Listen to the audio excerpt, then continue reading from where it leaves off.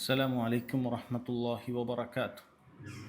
الحمد لله رب العالمين والصلاة والسلام على أشرف الأنبياء والمرسلين نبينا محمد وعلى آله وصحبه أجمعين أما بعد. ഏറെ ബഹുമാന്യരായ സഹോദരങ്ങളെ,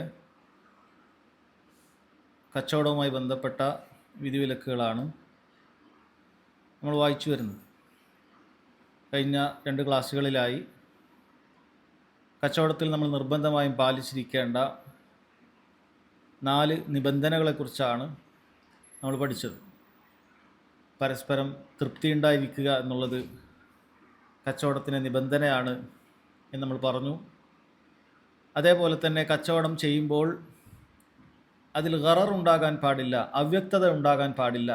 വിൽക്കുന്ന വസ്തു എന്താണ്, ആ വസ്തുവിൻ്റെ വില എത്രയാണ് എന്നുള്ളത് കച്ചവടത്തിൽ ഏർപ്പെടുന്ന വേളയിൽ തന്നെ അത് ഫിക്സ് ചെയ്യേണ്ടതുണ്ട് എന്ന കാര്യത്തെക്കുറിച്ച് നമ്മൾ വിശദമായി മനസ്സിലാക്കുകയുണ്ടായി. പല ഉദാഹരണങ്ങളും അതിൽ പറഞ്ഞിട്ടുണ്ടായിരുന്നു. മൂന്നാമതായി നമ്മൾ പറഞ്ഞു, കച്ചവടം ചെയ്യുമ്പോൾ അത് കയ്യിൽ നമ്മൾ ഉടമപ്പെടുത്തിയ വസ്തുക്കൾ മാത്രമാണ് നമുക്ക് കച്ചവടം ചെയ്യാൻ സാധിക്കുകയുള്ളൂ. നമ്മളതിൻ്റെ മാലിക്കായിരിക്കണം. അതല്ലെങ്കിൽ അത് വിൽക്കാനുള്ള അനുമതി നമ്മൾക്ക് അതിൻ്റെ യഥാർത്ഥ ഉടമസ്ഥൻ നമുക്ക് നൽകണം. അതുപോലെ വിൽക്കുന്നയാൾ ബാലിഗും റഷീദുമായിരിക്കണം. പ്രായപൂർത്തിയെത്തിയ സാമ്പത്തികമായ ക്രയവിക്രയങ്ങൾ ചെയ്യാൻ ബുദ്ധിയുള്ള വിവേകമുള്ള ആളുകളായിരിക്കണം. അതല്ലാത്ത ആളുകൾക്ക് കച്ചവടം ചെയ്തു കഴിഞ്ഞാൽ ആ കച്ചവടം ശരിയാവുകയില്ല. ഇതാണ് ആദ്യത്തെ 3 നിബന്ധനകൾ പറഞ്ഞത്. നാലാമതായി നമ്മൾ പറഞ്ഞത് അല്ല യക്കുന ഫിഹി റിബ, പലിശ ഉണ്ടാകാൻ പാടില്ല. കച്ചവടത്തിൽ പലിശ ഉണ്ടാകാൻ പാടില്ല. കച്ചവടത്തിൽ പലിശയുണ്ട്. നമുക്ക് പൊതുവെ അറിയുന്നത് കടവുമായി ബന്ധപ്പെട്ട പലിശയാണ്. നമ്മളത് പറഞ്ഞു, അതിൻ്റെ റിബൽ ഖർൾ എന്നാണ് പറയുക. ഒരാൾക്കൊരു കടം കൊടുത്തു, തിരിച്ചു തരുമ്പോൾ അതിനേക്കാൾ 1 രൂപ അധികം വേണം എന്ന് നിബന്ധനയാക്കിയാൽ, അതല്ലെങ്കിൽ ഇത്ര മാസം വരെ വേണ്ട, അതിന് ശേഷമാണെങ്കിൽ വേണ്ടി വരും എന്ന് നിബന്ധനയാക്കിയാൽ അത് പലിശയുടെ കടമാണ്, റിബൽ ഖർളാണ്. ഇവിടെ ഉദ്ദേശിച്ചത് ചില വസ്തുക്കൾ അത് കൈമാറ്റം ചെയ്യുമ്പോൾ അതിൽ പലിശ വരാറുണ്ട്. അങ്ങനെ അതിൻ്റെ ഉദാഹരണങ്ങൾ ഹദീസ് സഹിതം നമ്മൾ പറഞ്ഞു. സ്വർണവും വെള്ളിയും അതുപോലെയുള്ള കറൻസികളുമെല്ലാം തന്നെ പരസ്പരം ഇടപാട് നടത്തുന്ന സമയത്ത് അത് ഒരേ ഇനത്തിൽപ്പെട്ടതാണ് എങ്കിൽ അത് ഒരേ മജ്ലിസിൽ തന്നെ അതിൻ്റെ കൈമാറ്റം ചെയ്യപ്പെടുകയും ഒരേ അളവിൽ തന്നെ പരസ്പരം കൈമാറ്റം ചെയ്യപ്പെടുകയും വേണ്ടതുണ്ട് എന്ന് പറഞ്ഞു. സ്വർണവും പരസ്പരം കൈമാറ്റം ചെയ്യുമ്പോൾ അത് പഴയതെന്നോ പുതിയതെന്നോ ഒന്നും അത് പരിഗണിക്കപ്പെടുകയില്ല. സ്വർണവുമാണ്. അതുകൊണ്ട് തന്നെ ഒരേ ക്യാരറ്റിൽ തന്നെ ഉള്ളതോ സ്വർണത്തിൻ്റെ അംശം ഒരേപോലെയുള്ള ആഭരണങ്ങളാണ് പരസ്പരം കൈമാറുന്നത് എങ്കിൽ അത് പഴയത് കൊടുക്കുമ്പോൾ തന്നെ പുതിയത് വാങ്ങുക എന്നുള്ളതും പഴയത് കൊടുത്ത് അതിൻ്റെ അത്രയും തന്നെ പുതിയത് വാങ്ങുക എന്നുള്ളതും നിർബന്ധമായ കാര്യമാണ്. ഇതിനത് സാധ്യമാകാതെ വരുമ്പോൾ അത് മറ്റൊരു ഇടപാടുമായി മുറിക്കേണ്ടതുണ്ട്. അഥവാ സ്വർണം കൊടുത്ത് അതിൻ്റെ പണം വാങ്ങുക, പിന്നെ പണം കൊടുത്ത് വേറെ പുതിയ സ്വർണം വാങ്ങുക എന്ന രൂപത്തിലാണ് നമ്മൾ ചെയ്യേണ്ടത് എന്ന് പറഞ്ഞിട്ടുണ്ടായിരുന്നു. അതുപോലെ തന്നെ പണങ്ങൾ പരസ്പരം അങ്ങോട്ടും ഇങ്ങോട്ടും കറൻസികൾ കൈമാറ്റം ചെയ്യുമ്പോഴും ശ്രദ്ധിക്കേണ്ട കാര്യമാണ്. നമ്മൾ വ്യത്യസ്ത കറൻസികളാകുമ്പോൾ അത് ഒരേ വർഗ്ഗങ്ങളാണെങ്കിലും അത് ജിൻസ് വ്യത്യാസമുണ്ട്. അതുകൊണ്ട് വ്യത്യസ്തപ്പെടുന്നത് കൊണ്ട് കുഴപ്പമില്ല. ഒരാൾ 1000 റിയാൽ കൊടുത്തത് 24,000 25,000 അതിന് പകരം വാങ്ങുന്നത് തെറ്റില്ല, അങ്ങനെ ചെയ്യാം, അങ്ങനെയാണ് ചെയ്യുക. പക്ഷേ അത് ഒരേ മജ്ലിസിൽ തന്നെ ആകേണ്ടതുണ്ട്. ഇന്ന് 1000 റിയാൽ കൊടുത്ത് നാളെ അതല്ലെങ്കിൽ അടുത്ത ആഴ്ച എനിക്കതിൻ്റെ പകരമായിട്ടുള്ള റിയാൽ തന്നാൽ മതി എന്ന് പറയാൻ പാടില്ല. ഒരേ മജ്ലിസിൽ തന്നെ കാര്യങ്ങൾ നടക്കേണ്ടതുണ്ട്. അതല്ലെങ്കിൽ കാലതാമസത്തിൻ്റെ പലിശ, റിബൻ നസീഅ, അതിൽ വരും. ഇതൊക്കെയാണ് നമ്മൾ കഴിഞ്ഞ ക്ലാസ്സുകളിൽ മനസ്സിലാക്കിയത്. അതിനുശേഷം 5ാമത്തെ നിബന്ധന, അവസാനത്തേത്, വമിന ശുറൂത്തി അല്ലാ യഖൽ അഖ്ദു അലാ മുഹറമിൻ ശർഅ. നമ്മൾ ഇടപാട് നടത്തുന്ന കച്ചവട ഉടമ്പടിയിൽ ഹറാമായ കാര്യം ഉണ്ടാകാൻ പാടില്ല എന്നുള്ളതാണ്. അപ്പോൾ കച്ചവടം ചെയ്യുന്ന വസ്തുക്കൾ തന്നെ അത് ഹലാലായിരിക്കണം. അപ്പോൾ നമുക്ക് എന്താണോ അല്ലാഹു സുബ്ഹാനഹു വ തആല ഹലാലാക്കി തന്നിട്ടുള്ളത് അതേ നമുക്ക് വിൽക്കാവൂ. കാരണം ചില കാര്യങ്ങൾ നമ്മൾ ഹറാമായിക്കൊണ്ട് നമ്മൾ എന്ത് ചെയ്യും, നമ്മൾ ഉപയോഗിക്കുകയില്ല. പക്ഷെ നാട്ടുകാർക്ക് അത് വിൽക്കുന്നത് കൊണ്ട്, മറ്റുള്ളവർക്ക് അത് വിൽക്കുന്നത് കൊണ്ട് നമ്മൾ എന്ത് ചെയ്യുകയില്ല, അത് ശ്രദ്ധിക്കുകയില്ല. ഇത് യഥാർത്ഥത്തിൽ യഹൂദര പണിയായിരുന്നു. യഹൂദികൾ അവർക്ക് അല്ലാഹു സുബ്ഹാനഹു വ തആല അവരുടെ അധികരിച്ച ചോദ്യങ്ങൾ കാരണത്താൽ ആവർത്തിച്ച് ചോദിക്കുക, അഥവാ ഒരു കാര്യം മനസ്സിലാക്കുന്നതിന് വേണ്ടിയിട്ടല്ല, എങ്ങനെ അതിൽ രക്ഷപ്പെടാം എന്നതിന് വേണ്ടി ആവർത്തിച്ച് ചോദിക്കുക, അത് പാടില്ലാത്തതാണ്. കസറത്തു സുആൽ, ഒരു ഉമ്മത്ത് നശിച്ചു പോകാൻ അത് മതിയായതാണ് എന്ന് ഹദീസുകളിലുണ്ട്. അത് ആ സ്വഭാവം യഹൂദർക്കുണ്ടായിരുന്നു. അപ്പോൾ ആ പശുക്കുട്ടിയെ അറക്കാൻ പറഞ്ഞ സംഭവമൊക്കെ നമുക്കറിയാം. എങ്ങനത്തെ പശുവാണ് വേണ്ടത്, ഏതാ കളറ് വേണ്ടത്, എങ്ങനത്തെ പ്രായം വേണം, അങ്ങനെ അവർക്ക് അറക്കാതിരിക്കാനാണ്. അവസാനം അള്ളാഹു സുബ്ഹാനഹു വ തആല എല്ലാ കാര്യം കൂടി ഒരുമിച്ച് പറഞ്ഞപ്പോൾ അവർക്കത് കിട്ടാതെയായി, പ്രയാസപ്പെട്ടു പോയി. ആ സംഭവം നമുക്കറിയുന്നതാണ്. അതേപോലെ അവരുടെ അധികരിച്ച ചോദ്യങ്ങൾ കാരണത്താൽ, അമിതമായ ചോദ്യങ്ങൾ കാരണത്താൽ കൊഴുപ്പ് അവർക്ക് നിഷിദ്ധമാക്കപ്പെട്ടു. മൃഗങ്ങളുടെ ഇറച്ചിയൊക്കെ തിന്നാം, പക്ഷെ കൊഴുപ്പ് തിന്നാൻ പറ്റൂല. എൻ്റെ നല്ലൊരു ഭാഗമാണ് കൊഴുപ്പ്. അത് അവർക്ക് അള്ളാഹു സുബ്ഹാനഹു വ തആല നിഷിദ്ധാക്കി. അപ്പോൾ പിന്നെ അവരെന്ത് ചെയ്തു, ആ കൊഴുപ്പിനെ ഉരുക്കിയിട്ട് എണ്ണയാക്കി. എന്നിട്ട് എന്ത് ചെയ്തു, എണ്ണ കച്ചവടം ചെയ്യാൻ തുടങ്ങി. കൊഴുപ്പാണല്ലോ നമുക്ക് മൊത്തത്തിൽ പ്രശ്നം. അപ്പോൾ അവർ തന്ത്രം ഉപയോഗിച്ചു, കൊഴുപ്പിനെ ഉരുക്കി എണ്ണയാക്കി എണ്ണ കച്ചവടം തുടങ്ങി. അപ്പോൾ അവർക്ക് എന്ത് ചെയ്യാം, പ്രശ്നമില്ല, അത് ഉപയോഗിക്കാൻ പറ്റുകയാണ്. അള്ളാഹു ഹറാമാക്കിയ കാര്യം തന്നെയാണ് അവർ വിൽക്കുന്നത് യഥാർത്ഥത്തിൽ. അതിന് വേറൊരു രൂപത്തിലേക്ക് മാറ്റി എന്ന് മാത്രം. ഇത് യഹൂദികളുടെ തന്ത്രമാണ്. മുസ്ലിമീങ്ങളെ ശ്രദ്ധിക്കണം. ഒരു കാര്യം അള്ളാഹു സുബ്ഹാനഹു വ തആല നമുക്ക് നിഷിദ്ധമാക്കിയിട്ടുണ്ട് എങ്കിൽ അത് നമുക്ക് വിറ്റ്, അത് നമുക്ക് എന്ത് ചെയ്യാൻ പാടില്ല, അതിൽ നിന്ന് വരുമാനം ഉണ്ടാക്കാൻ പാടില്ലാത്ത കാര്യമാണ്. അപ്പോൾ അവിടെ ഈ 5-ാമത്തെ നിബന്ധന അതാണ്, ഹറാമായ കാര്യങ്ങൾ എന്ത് ചെയ്യാൻ പാടില്ല, നമ്മൾ വിൽക്കാൻ പാടില്ല എന്നാണ്. എന്നിട്ട് അദ്ദേഹം പറയാണ്, ഷെയ്ഖ് അബ്ദുറഹ്മാൻ നാസിർ സഅദിയുടെ കിതാബാണ് നമ്മൾ വായിച്ചു വരുന്നത്, മൻഹജുസ് സാലിഖീൻ. ഇമ്മാ ലിഐനി, ചില വസ്തുക്കൾ തന്നെ നിഷിദ്ധമായതുകൊണ്ട് നമുക്ക് അല്ലാഹു സുബ്ഹാനഹു വ തആല ചില വസ്തുക്കൾ, ആ വസ്തു തന്നെ നിഷിദ്ധമാക്കിയിട്ടുണ്ട്, ആ കാരണത്താൽ ചിലത് നിഷിദ്ധമാക്കപ്പെടും. കമാ നഹൻ നബിയു സല്ലല്ലാഹു അലൈഹി വസല്ലം അൻ ബൈഇൽ ഖംരി വൽ മൈതത്തി വൽ അസ്നാം മുത്തഫഖുൻ അലൈഹി. ഇമാം ബുഖാരി മുസ്ലിം ഉദ്ധരിച്ച ഒരു ഹദീസിൽ പറഞ്ഞതുപോലെ എന്ന് പറഞ്ഞിട്ട് പറയാണ്, നബി സല്ലല്ലാഹു അലൈഹി വസല്ലം വിലക്കിയിരിക്കുന്നു. എന്തൊക്കെയാണ്? കള്ള് കച്ചവടം ചെയ്യുക, ബൈഉൽ ഖംർ, അതുപോലെ തന്നെ മൈത്ത, മയ്യിത്തായത് ശവം, അത് കച്ചവടം ചെയ്യുക. മൂന്നാമത്തത് വൽ അസ്നാം, വിഗ്രഹങ്ങൾ കച്ചവടം ചെയ്യുക. ഇത് മൂന്നും നിഷിദ്ധമാക്കിയിട്ടുള്ള കാര്യമാണ്. അപ്പോൾ മദ്യം നമുക്ക് നിഷിദ്ധമാണ്, എല്ലാവർക്കും അറിയാം. മുസ്ലിമീങ്ങളുടെ കൂട്ടത്തിൽ മദ്യം നിഷിദ്ധമാണ് എന്ന് അറിയാത്തതായി ആരും ഉണ്ടാവുകയില്ല. എന്നാൽ നമുക്ക് ആ മദ്യം അത് വിൽക്കാൻ പാടുണ്ടോ? അത് പാടില്ല. മദ്യം വിൽക്കുക എന്നുള്ളതും പാടില്ല, കാരണം അത് നിഷിദ്ധമായിട്ടുള്ള കാര്യമാണ്. അതുപോലെ തന്നെയാണ് മൈത്തത്ത്, ചത്തപോയ കാര്യങ്ങൾ അത് വിൽപ്പന നടത്തുക എന്നുള്ളത് പാടില്ലാത്ത കാര്യമാണ്. ചത്തത് കഴിക്കുക എന്നുള്ളത് നമുക്ക് നിഷിദ്ധമാണ്. എന്നതുപോലെ തന്നെ ചത്തത് വിൽക്കുക എന്നുള്ളതും പാടില്ലാത്ത കാര്യമാണ്. ഇതാരായിരിക്കും ചത്തത് വിൽക്കുന്നവരുണ്ട്, ആളുകളെ പറ്റിക്കുന്നവരുണ്ട്. അവരുടെ കടകളിൽ ചിലപ്പോൾ കോഴിയോ ആടോ ഒക്കെ ചിലപ്പോൾ ചത്തിട്ടുണ്ടാവും. ഇവരെന്ത് ചെയ്താൽ മതി, അത് അറുത്ത പോലെയാക്കി പൊളിച്ച് വിൽക്കുന്ന വിരുദ്ധന്മാരുണ്ട്. കാരണം നഷ്ടം വരരുത് എന്നാണ്. ഹറാമായിരിക്കും ആ സമ്പാദ്യം. ചത്തുപോയാൽ പിന്നെ അതിന് കുഴിച്ചിടുക എന്നുള്ളതല്ലാതെ വേറൊന്നും ചെയ്യാനില്ല. അത് ഹറാമായി തീരും, അങ്ങനെ ചെയ്യാൻ പാടില്ല. മയ്യിത്തായി പോയാൽ പിന്നീട് അത് അറുത്ത് അല്ലെങ്കിൽ അത് മുറിച്ച് കൊടുക്കുക എന്നുള്ളത് പാടില്ലാത്ത കാര്യമാണ്. അത് ശ്രദ്ധിക്കണം. അതുപോലെ വല്ല അസ്നാം, വിഗ്രഹങ്ങളുടെ കാര്യം കൂടി പറയുന്നുണ്ട്. കാരണം വിഗ്രഹങ്ങൾ നമുക്കറിയാൻ നിഷിദ്ധമായിട്ടുള്ള കാര്യമാണ്. അത് പണ്ഡിതന്മാർ പറയുകയാണ്, അത് ഷിർക്കിന് ഉപയോഗപ്പെടുന്നതാണെങ്കിലും ശരി, അല്ലെങ്കിലും ശരി. ഷിർക്കിന് ഉപയോഗിക്കപ്പെടുന്നത് പലരും വിൽക്കുകയില്ല, അറിയാം, പലർക്കും അറിയാവുന്ന കാര്യമാണ്. ഏതെങ്കിലും മതക്കാർ പൂജിക്കുന്ന, ആരാധിക്കുന്ന വിഗ്രഹങ്ങളെ പലരും വിൽക്കാറില്ല, അവർക്കറിയാം. പക്ഷേ പണ്ഡിതന്മാർ പറയുന്നുണ്ട്, അതുപോലെ തന്നെയാണ് വിഗ്രഹങ്ങൾ. അത് ആളുകൾക്ക് ഷോക്കേസിൽ വെക്കുന്ന, ഡെക്കറേഷനൊക്കെ വെക്കുന്ന രീതിയിലുള്ള കാര്യങ്ങളാണെങ്കിലും ശരി, അത് വിൽക്കാൻ പാടില്ല. വിഗ്രഹങ്ങളാണ് കുത്തി ഉണ്ടാക്കിയതാണ് എങ്കിൽ അത് പാടില്ലാത്ത കാര്യമാണ്. പലരും അത് അത്തരം കാര്യങ്ങൾ ചെയ്യാറുണ്ട്. അവർക്ക് ഇഷ്ടപ്പെട്ട ഒരു ഫുട്ബോൾ പ്ലെയർ, അയാളുടെ ഒരു കോലം, അല്ലെങ്കിൽ ഇഷ്ടപ്പെട്ട കാർട്ടൂണിലുള്ള ഏതെങ്കിലുമൊക്കെ ക്യാരക്ടറുകൾ, അത് വിൽക്കുന്നതും അത് വാങ്ങിക്കുകയൊക്കെ ചെയ്യുന്ന ആൾക്കാരുണ്ട്. അത് പാടില്ലാത്ത കാര്യമാണ്. അത് സഹോദരങ്ങളെ പാടില്ലാത്ത കാര്യമാണ്. റൂഹുള്ള, നമ്മൾ ഉദ്ദേശിക്കുന്നത് ജീവനുള്ള കാര്യങ്ങൾ, അത് പാടില്ലാത്ത കാര്യമാണ്. ഇനി ആരാധിക്കപ്പെടുന്നതാണ് എങ്കിൽ ജീവനില്ലാത്തതും പാടില്ല. ആരാധിക്കപ്പെടുന്ന വസ്തുവാണ് എങ്കിൽ ജീവനില്ലാത്തതാണെങ്കിലും ശരി, അത് വിൽക്കാൻ പാടില്ല. കാരണം അത് ഹറാമിന് വേണ്ടി ഉപയോഗിക്കുന്ന കാര്യമാണ്. ഇത് ചില ഉദാഹരണങ്ങൾ ഹദീസിൽ നിന്നും പറഞ്ഞു എന്നേ ഉള്ളൂ. ഇങ്ങനെ എന്തെല്ലാം നമുക്ക് നിഷിദ്ധമായിട്ടുണ്ടോ അതൊന്നും നമുക്ക് വിൽക്കാൻ പാടില്ല. അപ്പോൾ വിൽക്കുന്ന വസ്തുക്കളെക്കുറിച്ച് നമ്മളൊന്ന് പഠിക്കണം. ഇത് ദീനിൽ നിഷിദ്ധമാക്കപ്പെട്ട വസ്തുവാണോ, അതല്ല ഇത് ഹലാലാണോ, ഇതിൻ്റെ ഉപയോഗം, ഇത് കഴിക്കുന്ന വസ്തുവാണെങ്കിൽ കഴിക്കാൻ, ധരിക്കുന്ന വസ്തുവാണെങ്കിൽ ധരിക്കാൻ, അങ്ങനെ ഇത് ഹലാലായിട്ടുള്ളതാണോ എന്നുള്ളത് ഒരാൾ മനസ്സിലാക്കിയതിന് ശേഷം മാത്രമേ അത് കച്ചവടം ചെയ്യാൻ പാടുള്ളൂ. കച്ചവടം ചെയ്യുന്ന ആളുകളെ സംബന്ധിച്ചിടത്തോളം അവൻ്റെ പ്രൊഡക്റ്റിനെ കുറിച്ച് പഠിക്കേണ്ടതുണ്ട്. പലരും ഭൗതികമായിട്ട് ഈ പ്രൊഡക്റ്റ് ഈ നാട്ടിൽ ഇറക്കിക്കഴിഞ്ഞാൽ എങ്ങനെയൊക്കെ ലാഭം ഉണ്ടാകും ഇതിനെക്കുറിച്ച് പഠിക്കാറുണ്ട്. ഇതിവിടെ ഇറക്കിയാൽ നടക്കുമോ, ഇത് ഇത്ര രൂപക്ക് ഇറക്കിക്കഴിഞ്ഞാൽ നമുക്ക് കച്ചവടം നന്നാവുമോ എന്നൊക്കെ പഠിക്കും. പക്ഷേ ഈ വസ്തു അത് ദീനിൽ ഹലാലാകുമോ എന്ന് പഠിക്കാറില്ല. കാരണം പലരുടെയും ദീൻ എന്ന് പറഞ്ഞാൽ നിസ്കരിക്കുക, നോമ്പെടുക്കുക, ആൾക്കാരെ സഹായിക്കുക, ഇങ്ങനെ കുറച്ച് കാര്യങ്ങളാണ് ദീൻ. അതിൻ്റെ അപ്പുറത്തേക്ക് നമ്മൾ കച്ചവടത്തിലൊന്നും ദീനൊന്നുമില്ല, അതൊന്നും കച്ചവടത്തിൽ ദീനിൻ്റെ കാര്യത്തിലൊന്നും നമ്മൾ നോക്കേണ്ടതില്ല എന്ന് ചിന്തിക്കുന്നവരാണ് ബഹുഭൂരിപക്ഷവും. അതുകൊണ്ട് തന്നെ അവർ പല രൂപത്തിൽ ഹറാമായ കച്ചവടങ്ങൾ ചെയ്യും. അങ്ങനെ അതിനെന്തെങ്കിലുമൊക്കെ ആൾക്കാരൊക്കെ സഹായിച്ചു കഴിഞ്ഞാൽ പിന്നീട് കുഴപ്പമില്ല എന്ന് ധരിക്കുന്നവരുണ്ടാകാം. പക്ഷെ ശരിയല്ല. അപ്പം അങ്ങനെ ഹറാമായ വസ്തുക്കളൊന്നും തന്നെ വെക്കാൻ പാടില്ല എന്നാണ്. അതേപോലെ തന്നെയാണ് മുസ്ലിം, അള്ളാഹു സുബ്ഹാനഹു വ തആല നിഷിദ്ധമാക്കിയ ഇടപാടുകളിൽ പെട്ടതാണ് മുസ്ലിമീങ്ങൾ പരസ്പരം തെറ്റിപ്പോകുന്ന ചില കാര്യങ്ങളുണ്ട്.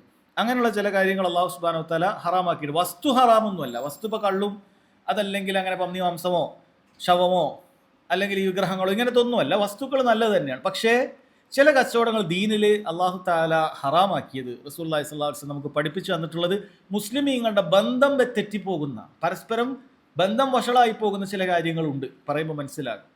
അങ്ങനത്തെ കാര്യങ്ങളും പാടില്ല എന്നാണ്. കമാ നഹൻ നബി സല്ലല്ലാഹു അലൈഹി വസല്ലം അനിൽ ബൈഇ അലാ ബൈഇൽ മുസ്ലിം വശിറാഇ അലാ ശിറാഇഹി വന്നജിഷ് മുത്തഫഖുൻ അലൈഹി. ഇമാം ബുഖാരി മുസ്ലിം ഉദ്ധരിച്ച സ്വഹീഹ് ഹദീസാണ്. ഒരു മുസ്ലിം കച്ചവടം ചെയ്തതിൻ്റെ മേൽ ഒരാൾ കച്ചവടം ചെയ്യുക, ഒരു മുസ്ലിം വാങ്ങിയതിൻ്റെ മേൽ മറ്റൊരാൾ വാങ്ങുക, അതുപോലെ നജിഷ് കച്ചവടം. 3 കാര്യങ്ങളാണ് പറഞ്ഞത്. ഒരു മുസ്ലിം കച്ചവടം ചെയ്തതിൻ്റെ മേലെ കച്ചവടം ചെയ്യുക എന്നുള്ളത് നിഷിദ്ധമായ കാര്യമാണ്. എങ്ങനെയാണ് ഒരു മുസ്ലിം കച്ചവടം ചെയ്തതിൻ്റെ മേലെ കച്ചവടം ചെയ്യുക എന്ന് പറഞ്ഞാൽ, ഉദാഹരണത്തിന് ഞാൻ ഒരാൾക്ക് ഒരു വസ്തു വിൽക്കുകയാണ്. എൻ്റെ അടുത്തുള്ളൊരു കാറ് ഞാൻ 10 ലക്ഷം രൂപക്ക് വിൽക്കുകയാണ്. വിറ്റു, ആൾ കാറുമായിട്ട് പോയി, എല്ലാം നോക്കി വിറ്റു, കാറൊക്കെ ആയിട്ട് പോയി, കാര്യങ്ങളൊക്കെ ചെയ്തു. അപ്പോൾ അതേ കാറുള്ള അതേ സ്പെസിഫിക്കേഷനുള്ള വേറൊരാൾ അപ്പുറത്തെ കടയിലുണ്ട്. കച്ചവടമൊക്കെ കഴിഞ്ഞ് അയാൾ പോയി. ഇയാൾ മറ്റേയാൾ വിളിച്ചു പറഞ്ഞു, എത്രക്കാ വാങ്ങിയത്, വാങ്ങിയത് 10 ലക്ഷം. 10 ലക്ഷത്തിനെ വാങ്ങിയല്ലേ? ഇത് കൃത്യം ഒരു 9:20 എനിക്ക് തരാൻ പറ്റും, അല്ലെങ്കിൽ 9:30 തരാൻ പറ്റും, നിങ്ങൾ എൻ്റെ അടുത്ത് വരി എന്ന് പറഞ്ഞ്. അപ്പോൾ അയാൾ എന്ത് ചെയ്യാണ്, മറ്റേ അടുത്ത് പോയി പറഞ്ഞു എനിക്ക് കാർ ഇപ്പോൾ വേണ്ടാന്ന് വിചാരിക്കുകയാണ്. അങ്ങനെ കച്ചവടം മുറിച്ചു. ഇയാളടുത്തേക്ക് വന്നു. ഇയാൾ എന്ത് ചെയ്തു, 9:20 വാങ്ങി.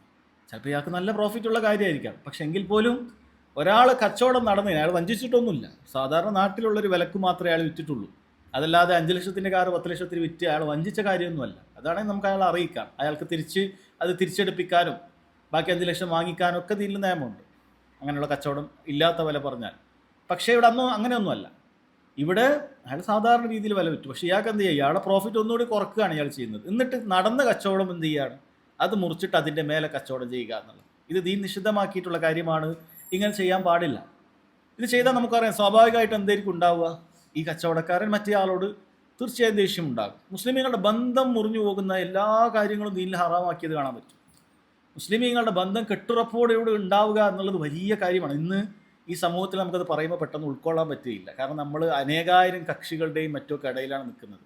അതുകൊണ്ട് മുസ്ലിങ്ങൾ ഇങ്ങനെ ചെതറി നിൽക്കുന്നതൊന്നും ഒരു പ്രയാസമായിട്ട് തോന്നാത്തൊരു കാലഘട്ടത്തിലാണ് നമ്മളുള്ളത്. എന്നാൽ ദീനുൽ ഇസ്ലാമിൻ്റെ ഓരോ നിയമങ്ങളും മുസ്ലിമീങ്ങൾ തമ്മിൽ തെറ്റാൻ പാടില്ല, ഐക്യത്തോടുകൂടി മുന്നോട്ട് പോകേണ്ടതുണ്ട് എന്നറിയിക്കുന്ന കാര്യമാണ്. എന്നാൽ തെറ്റും. ചില ആളുകൾ എന്ത് ചെയ്യും, ആ പറഞ്ഞ നിയമങ്ങളൊന്നും പാലിക്കുകയില്ല, അത് സംഭവിക്കും. അതുകൊണ്ടാണ് റസൂലുള്ളാഹി സ്വല്ലല്ലാഹു അലൈഹി വസല്ലം അത്രയും കക്ഷികളാകും എന്നൊക്കെ പറഞ്ഞത്. പക്ഷെ നമ്മളെ സംബന്ധിച്ചിടത്തോളം നമ്മളൊരു ഇടപാട് കൊണ്ട്, അത് ഈ ദീനിയായ ഇടപാടുകളാകട്ടെ ഭൗതികമായ ഇടപാടുകളുണ്ടാകട്ടെ, നമ്മളൊരു ഇടപാട് കൊണ്ട് നമ്മുടെ അയൽപ്പക്കത്തിനോ നമ്മുടെ നാട്ടുകാരുമായിട്ടോ നമ്മളങ്ങനെ തെറ്റി നിൽക്കുക എന്നുള്ളത് നമ്മളെ സംബന്ധിച്ചിടത്തോളം നിഷിദ്ധമായ കാര്യമാണ്, വളരെ ഗൗരവമുള്ള കാര്യമാണ്. മുസ്ലിമീങ്ങൾ പരസ്പരം തെറ്റി നിൽക്കുക എന്ന് പറയുന്നത്. അപ്പം അതിൽപ്പെട്ടൊരു കാര്യമാണ് ഒരാൾ കച്ചവടം ചെയ്താൽ അയാളുടെ മേൽ നമ്മൾ കച്ചവടം ചെയ്യുക എന്നുള്ളത്. അത് പാടില്ല. ഇവിടെ പണ്ഡിതന്മാർ പറയുന്നത്, ഇത് ഒരാൾ കച്ചവടം കഴിഞ്ഞതിന് ശേഷമാണ് എങ്കിൽ, അത് ഒരുപാട് കാലം കഴിഞ്ഞതിന് ശേഷമാണ് എങ്കിൽ അതൊരു മര്യാദയുടെ ഭാഗമായിട്ടേ പരിഗണിക്കുകയുള്ളൂ. എന്നാലും നമ്മൾ ചെയ്യരുത്. പക്ഷേ കച്ചവടം കഴിഞ്ഞ ഉടനാണെങ്കിൽ അയാൾക്ക് റിട്ടേൺ പോളിസി ഉണ്ടാകും. ആ സമയത്ത് നമ്മൾ തീരെ ചെയ്യാൻ പാടില്ല. കാരണം ആ സമയത്താണ് ഇത് നടക്കുള്ളൂ. ഇപ്പോൾ ഒരാൾ കച്ചവടം ചെയ്ത് പുറത്തേക്ക് ഇറങ്ങുമ്പോൾ തന്നെ അയക്കുവാണെങ്കിൽ മറ്റൊരാൾ ഇപ്പുറത്തുനിന്ന് പറയണം ഇങ്ങോട്ട് വരി, ഞാൻ ഇത്രക്ക് തരാം എന്ന് പറഞ്ഞാൽ അയാൾക്ക് റിട്ടേൺ പോളിസിക്കുള്ളൊരു അവസരമുണ്ട്. ആ സമയത്താണ് തീരെ ചെയ്യാൻ പാടില്ലാത്തത്. കാരണം അപ്പോഴാണ് ഇത് നടക്കുള്ളൂ. ഇപ്പോൾ ഒരാഴ്ച 1 മാസം കഴിഞ്ഞിട്ട് ഒരാൾ പറയുകയാണെങ്കിൽ അതിന് ഇത്ര പ്രശ്നമില്ല. കാരണം എന്താണ്, അവിടെ തിരിച്ചെടുക്കാനുള്ള വകുപ്പില്ല. കച്ചവടം കഴിഞ്ഞ് അതിന് ചിലത് 3 ദിവസമായിരിക്കും, ചിലത് 7 ദിവസമായിരിക്കും റിട്ടേൺ പോളിസി. അപ്പം അതിന് ശേഷം ഒരാൾ പറയുകയാണെങ്കിൽ അത് ആദ്യം പറയുന്നതിൻ്റെ അത്ര ഗൗരവമില്ല. എന്നാൽ പോലും പണ്ഡിതന്മാർ പറയാണ്, ഒരാൾ ഖേദമുണ്ടാക്കുന്ന പണിയെടുക്കരുത്. ഇത് പല ആളുകളുടെ കയ്യിലും കാണുന്ന കാര്യം. വെറുതെ ഒരാളെ ഖേദം ഉണ്ടാക്കുക എന്നുള്ളത് ഒരു രസമാണ്. ചില ആൾക്കാർ ഒരു കച്ചവടമൊക്കെ നടന്നു കഴിഞ്ഞാൽ, കച്ചവടം നടക്കുന്നവരെ ചിലപ്പോൾ ഒന്നും പറയുന്നുണ്ടാവില്ല, കഴിഞ്ഞ് കഴിഞ്ഞാൽ പറയുമോ അത്രയ്ക്ക് വാങ്ങിയല്ലേ. ചില ബ്രോക്കർമാരുടെയൊക്കെ ഒരു സ്വഭാവം അങ്ങനെ, നമ്മൾ ഇത്രയ്ക്ക് തരായിരുന്നല്ലോ എന്ന് പറഞ്ഞാൽ അവൻ്റെ മനസ്സിലൊരു പ്രയാസം ഉണ്ടാവും. എന്തിനാണ് പറയുന്നത്, കച്ചവടം കഴിഞ്ഞില്ലേ, ഇനിയിപ്പോൾ പറയും ഇത്രയൊക്കെ കിട്ടുമായിരുന്നു എന്ന് പറഞ്ഞ് അവനെ വിഷമിപ്പിക്കേണ്ട ആവശ്യം എന്താണ്, അതിൽ എന്താണ് ഫായ്ദ ഉള്ളത്?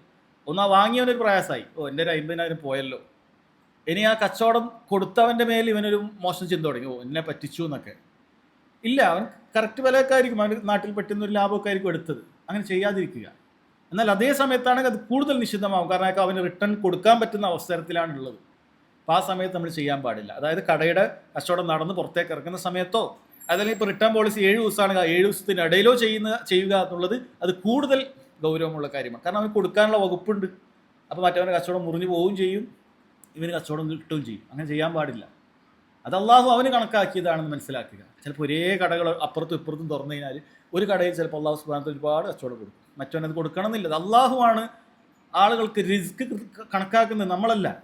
അള്ളാഹു സുബ്ഹാനഹു വ തആല മനുഷ്യർക്ക് റിസ്ക് അത് കൃത്യമായി കണക്കാക്കും. ഒരാൾക്ക് കൂടുതൽ കിട്ടും, ഒരാൾക്ക് കുറവ് കിട്ടും. ഒരാൾ കുറേ പരിശ്രമിച്ചാൽ കുറവ് കിട്ടുള്ളൂ, ചില ആൾ കുറച്ച് പരിശ്രമിച്ചാൽ കുറേ കിട്ടും. ഇത് അള്ളാഹിൻ്റെ കണക്കാണ്. അതിൽ നമ്മൾ അസൂയപ്പെടാനോ ഒന്നും പാടില്ല. അവൻ്റെ കച്ചവടം നടന്ന് അവന് കിട്ടട്ടെ, അൽഹംദുലില്ലാ. അവന് കിട്ടി, അൽഹംദുലില്ലാ. മറ്റേ എനിക്കുള്ളത് എനിക്ക് കിട്ടും. ആ യഖീനിൽ നിൽക്കുക. നമ്മളെ പണിയെടുക്കുക. നമ്മളെ കാര്യം എന്താ, വാങ്ങാത്ത നമുക്ക് വല്ല പ്രശ്നമുണ്ടെങ്കിൽ അത് പരിഹരിച്ച് നമ്മൾ മെച്ചപ്പെടുത്തുക എന്നുള്ളതല്ലാതെ മറ്റവൻ്റെ കച്ചവടം മുറുക്കി ഇങ്ങനത്തെ പണിയെടുക്കാൻ പാടില്ല. നബി സല്ലല്ലാഹു അലൈഹി വസല്ലം വിലക്കാണ്. അതേപോലെ തന്നെ വശ്റാഉ വല ശറായി, ഒരാൾ വാങ്ങിയതിൻ്റെ മേലെ വേറൊരാൾ വാങ്ങുക എന്നുള്ളത് നേരെ തിരിച്ചാണ്. ഉദാഹരണത്തിന് ഞാനാണ് വിൽക്കുന്നത്, ഞാനൊരു കാറ് 10 ലക്ഷത്തിന് ഒരാൾക്ക് വിറ്റു, ഇന്നാൾക്ക് വിറ്റ് കഴിഞ്ഞു. ഉടൻ തന്നെ വേറൊരാൾ വന്നിട്ട് പറയണം, 10 ലക്ഷത്തിന് കൊടുത്ത് നല്ല കണ്ടിയിരുന്നല്ലോ, ഞാൻ അറിയായിരുന്നെങ്കിൽ ഞാനൊരു 10.5 തന്നേനെ, ഞാൻ 10 ലക്ഷത്തിന് തരായിരുന്നു, അതിനുള്ള മുതലുണ്ട്, 10 ലക്ഷത്തിന് കൊടുക്കേണ്ട കാര്യമില്ല എന്ന് പറഞ്ഞിട്ട് ആ നടന്ന കച്ചവടത്തിൻ്റെ മേലെ വാങ്ങിയതിൻ്റെ മേലെ വാങ്ങുക, നേരത്തെ വിറ്റതിൻ്റെ മേലെ വിൽക്കുകയാണ്. അങ്ങനെ വന്നിട്ട് എന്ത് ചെയ്യും? അപ്പോൾ ഇയാൾ പറയും മറ്റേ ആൾ വിൽക്കുന്നില്ല, ഞാനത് വിൽക്കേണ്ടെന്ന് വിചാരിച്ചു, ഇപ്പോൾ വിൽക്കുന്നില്ല, നിങ്ങളെ പൈസ ചെയ്താൽ 10 ലക്ഷം കാറിങ് വാങ്ങി. മറ്റവനോട് ഒരു വരി 10 ലക്ഷത്തിനല്ലേ നടന്നതാണ് ആ കാര്യം നടന്നത്. അതെന്ത് ചെയ്യാണ്?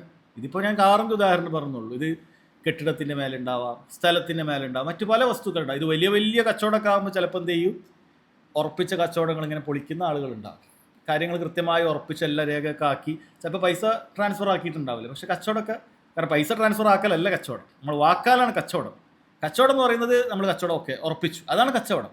കട ഉണ്ടാവാം, കച്ചവടത്തിന് കട ഉണ്ടാവും, പിന്നെയാണ് നമ്മൾ പൈസ തരാം, അത് അനുവദിക്കപ്പെട്ടത്, പിന്നെ പൈസ കൊടുത്താൽ മതി. കച്ചവടം ഉറപ്പിച്ചു.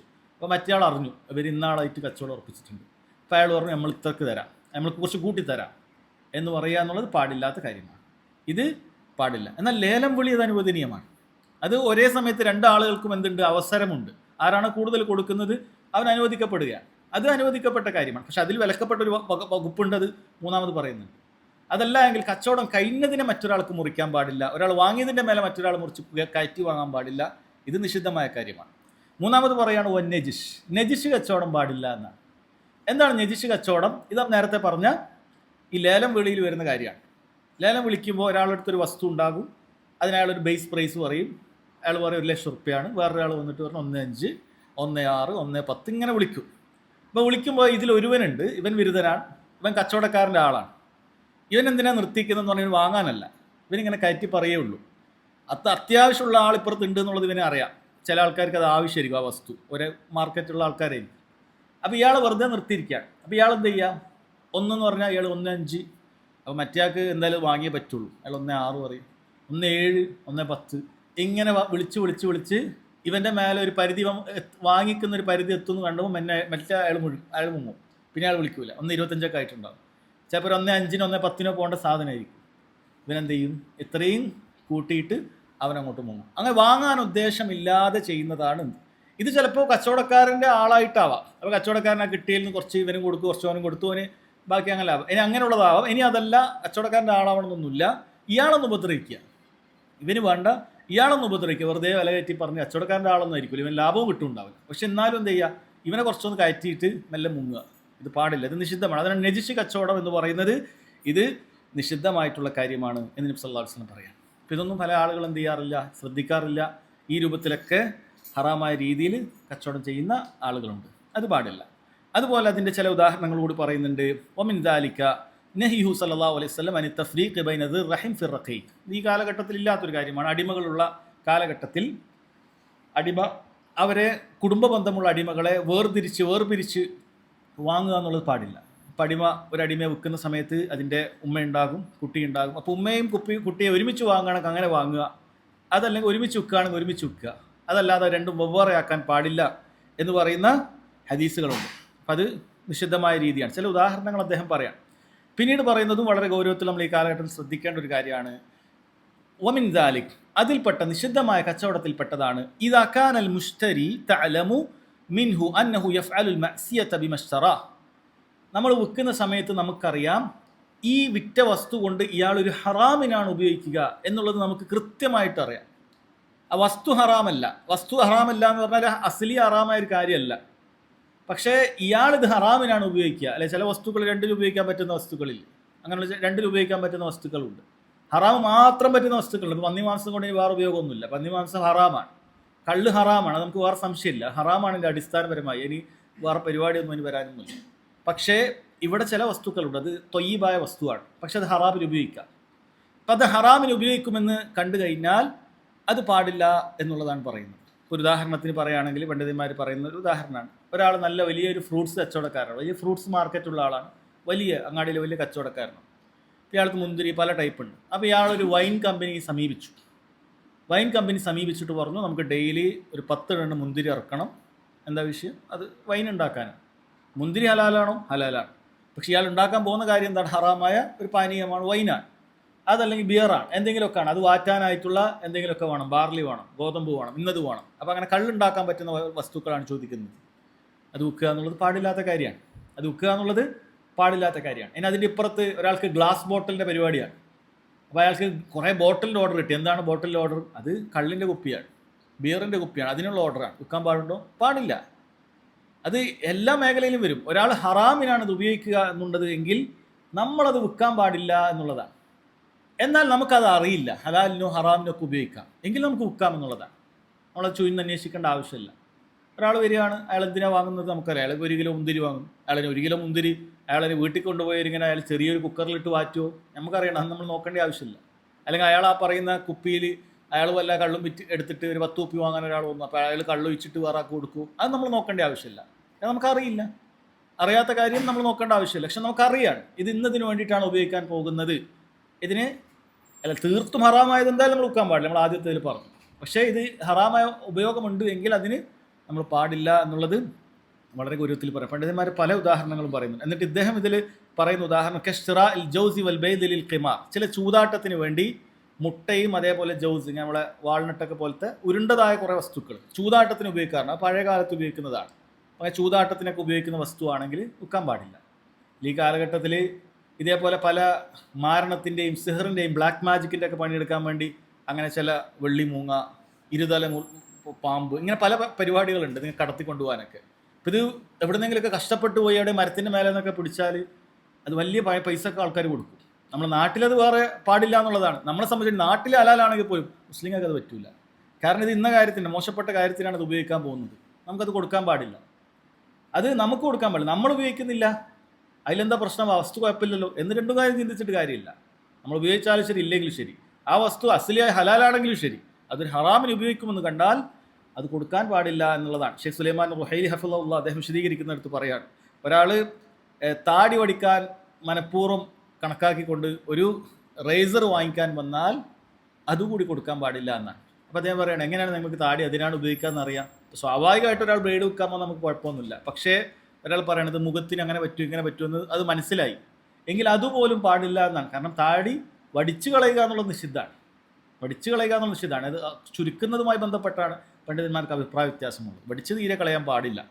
അപ്പം അത് എന്ത് ചെയ്യാൻ പാടില്ല, അത് വിൽക്കാൻ പാടില്ല എന്നതുവരെ പണ്ഡിതന്മാർ പറയാം. പിന്നീട് ഇതിൽ ഇദ്ദേഹം ഉദാഹരണം പറഞ്ഞത് ഔ അസ്സിലാഹിലിൽ ഫിത്ന വഅല ഖുത്താഇ തുറുഖ്, ഫിത്ന ഉണ്ടാക്കുന്ന ആളുകൾക്ക് ആയുധങ്ങൾ വിൽക്കുക. അതുപോലെ വഴിമുടക്കികളായ ഖുത്താഉ തുറുക്കുകളുണ്ട്. അപ്പോൾ അത്തരക്കാരായ ആളുകൾക്ക് ആയുധം വിൽക്കുക. അപ്പോൾ ഒരു നാട്ടിൽ ഭയങ്കര പ്രശ്നങ്ങൾ നടക്കുകയാണ്, 2 ടീമും നമ്മൾ ഭയങ്കര അടിയും ബഹളവും ഒക്കെയാണ്, പ്രശ്നമാണ്. അപ്പോൾ അതിൻ്റെ ഇടയിൽ വന്നിട്ട് ഒരു കത്തി വേണം എന്നൊരാൾ പറഞ്ഞാൽ അയാൾക്ക് വിൽക്കാൻ പാടില്ല.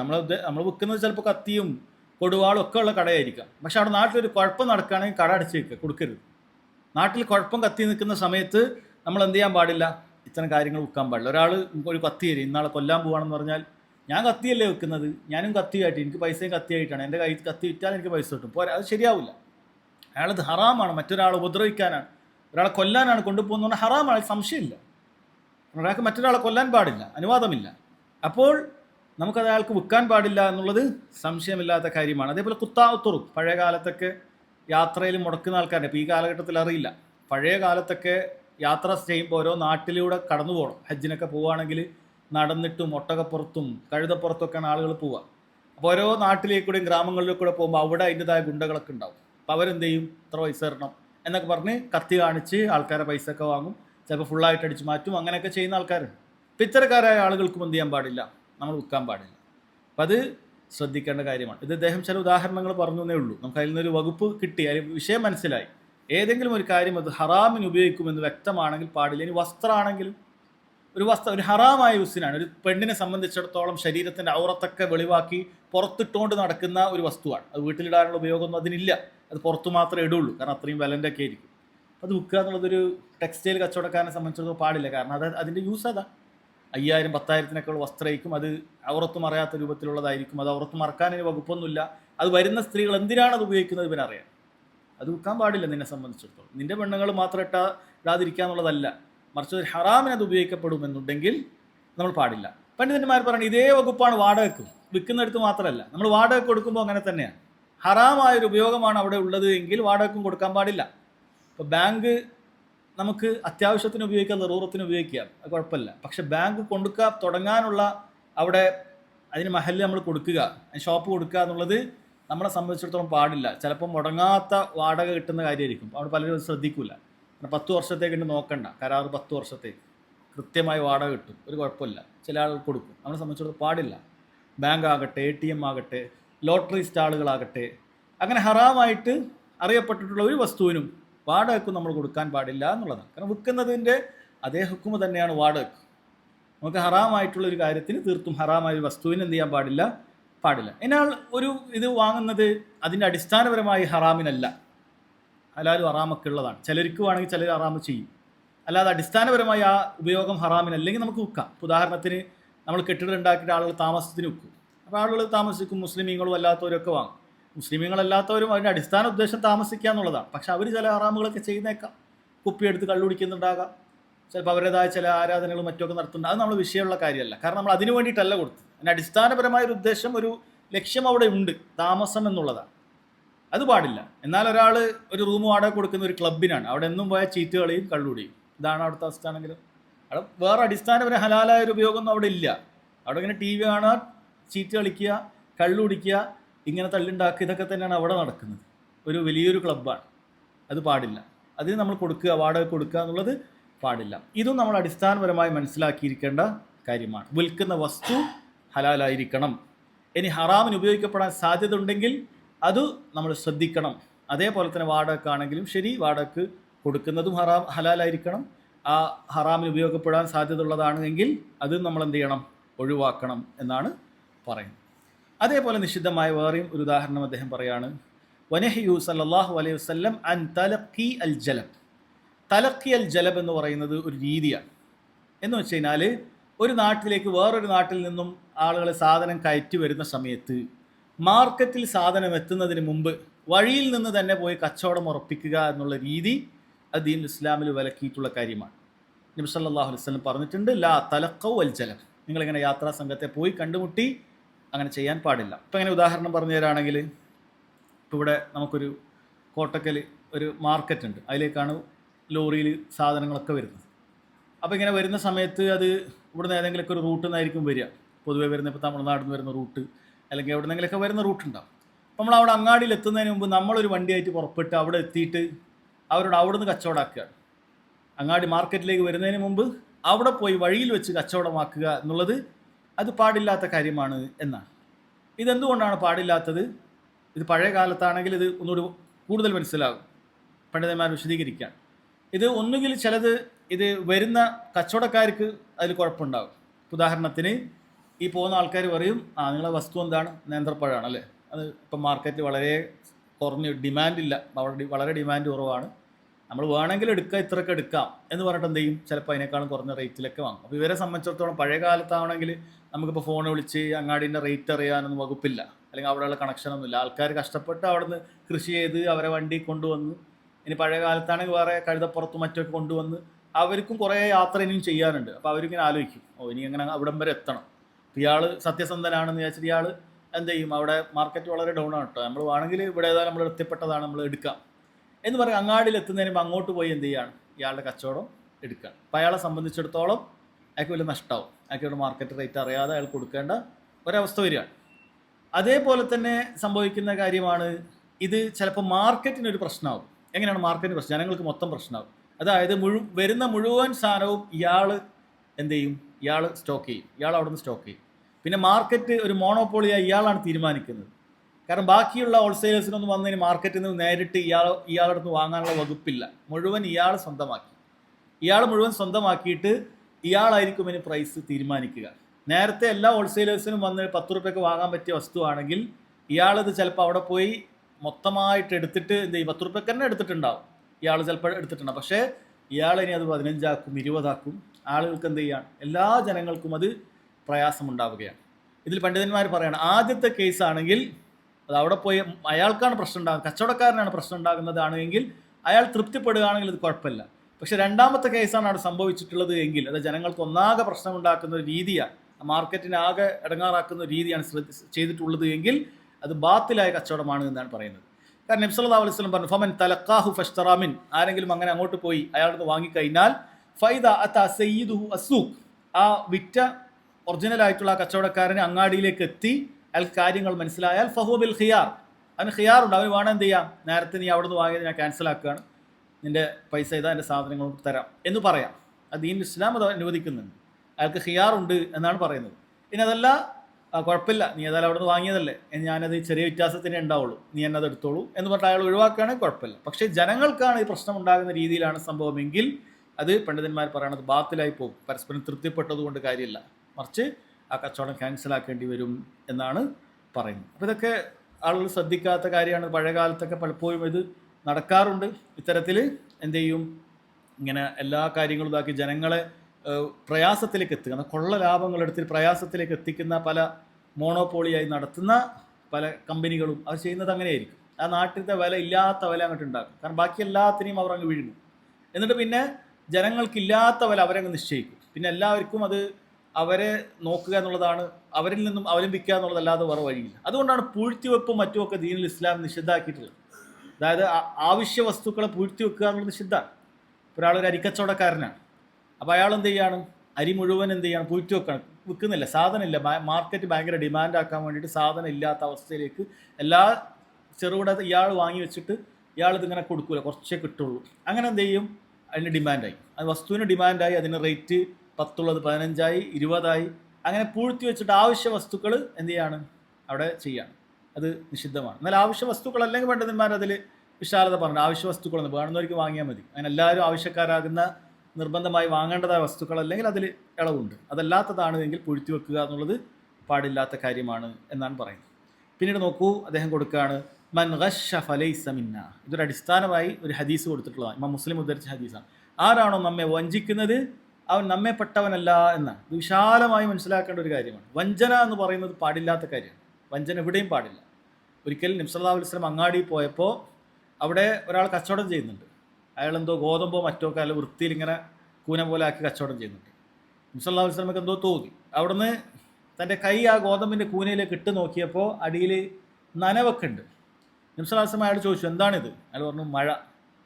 അപ്പോൾ അടിഭാഗം ഇങ്ങനെ മഴ കൊണ്ട് നനഞ്ഞ് കുറച്ച് പഴകി അല്ലെങ്കിൽ കുറച്ച് ക്വാളിറ്റി കുറഞ്ഞ് കിടക്കുകയാണ്.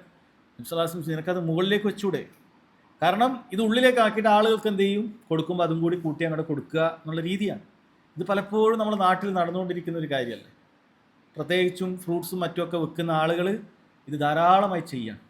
വളരെ ക്വാളിറ്റി കൂടിയ കാര്യങ്ങൾ മാത്രം മുകളിലേക്ക് വെക്കുക. എന്നിട്ട് ആൾക്കാർ 1 കിലോ ആപ്പിൾ എന്ന് പറഞ്ഞാൽ 2 എണ്ണം ഇവിടുന്ന് വിടും, 2 എണ്ണം ഇവിടുന്ന് വിടും, 2 എണ്ണം ഇവിടുന്ന് കിട്ടുക. എങ്ങനെ തരുന്ന അതിന് കൈവഴക്കൊക്കെ മാജിക്കാരെക്കാൾ തോപ്പിക്കുന്ന രൂപത്തിൽ സ്പീഡിൽ ഇട്ടിട്ട് കവറിലേക്ക് തരും. അപ്പോൾ നമ്മൾ അവിടെ പോയി നോക്കിയാലുണ്ടാവും 2 എണ്ണം കിട്ടിട്ട്.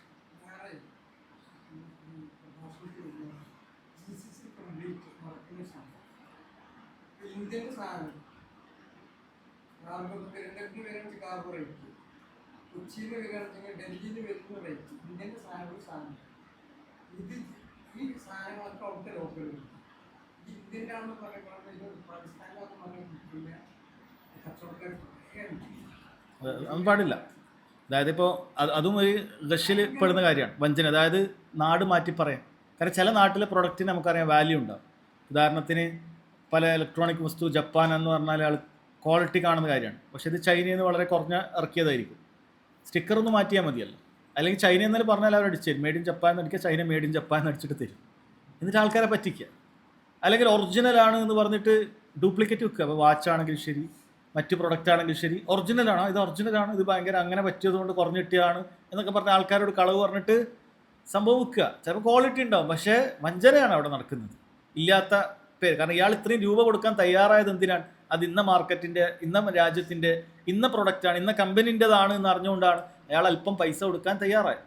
ഇന്ന രാജ്യത്ത് നിന്ന് വരുന്നത് പൊതുവെ അറിയപ്പെട്ടിട്ടുണ്ട്, ആ രാജ്യത്ത് ഇന്ന ഫ്രൂട്ട് നല്ലതാണ്, ഇന്ന പച്ചക്കറി നല്ലതാണ്. അത് കളവ് പറഞ്ഞിട്ട് വിൽക്കാൻ പാടില്ല. ഇതൊക്കെ വഞ്ചനയപ്പെടുന്ന കാര്യമാണ്.